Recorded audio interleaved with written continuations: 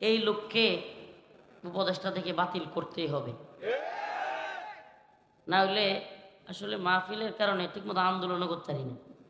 মানে কি যে অবস্থা, প্রতিদিন প্রোগ্রাম, হুজুর হাজার হাজার লোক বসে আছে, আমাদের উপায় থাকবে না হুজুর, ইজ্জত থাকবে না, গ্রামে থাকতে পারবো না হুজুর, আর গ্রামে ঢুকতে পারবো না, মাদ্রাসা ভাঙিয়ে ফেলবে হুজুর। চলতেই থাকে, চলতেই থাকে। তো এখন দেশ জাতি গুল্লাই যেতেছে মিয়া ভাই, যেই কারণে আমরা এই মাহফিলগুলো করতে পারতেছি, আপনারা আমাদেরকে সামনে পাইতেছেন, এটা হলো হাসিনা পতনের কারণে। আর পতন কেন হয়েছে? আন্দোলনের কারণে।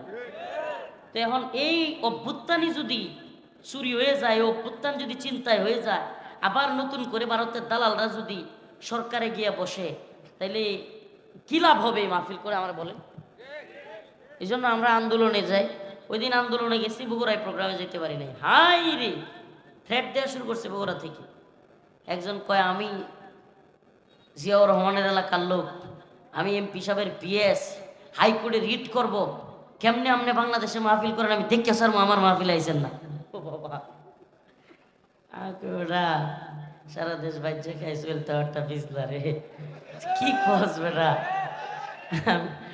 মানে এদের অবস্থা দেখলে কি থ্রেটমেট দেয়, আল্লাহ এদেরকে হেদায়েত দান করুন।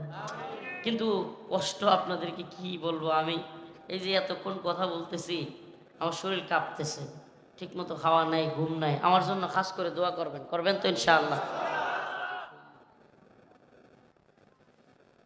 এই মাদ্রাসাগুলোরে ভালোবাসবেন অন্তর থেকে, এগুলো কোরআনের প্রতিষ্ঠান।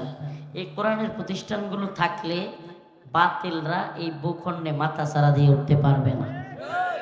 কোরআনের এইসব প্রতিষ্ঠানে ছেলে মেয়ে দিবেন তো, মাদ্রাসার প্রতি নজর রাখবেন তো। আমার জন্য, আমি অসুস্থ মানুষ, খাস করে দোয়া করবেন তো ইনশাআল্লাহ। তাইলে সফলতার পথ কোনটা? নামাজ। সফলতার পথ কোনটা? না লক্ষ টাকার চাকরি?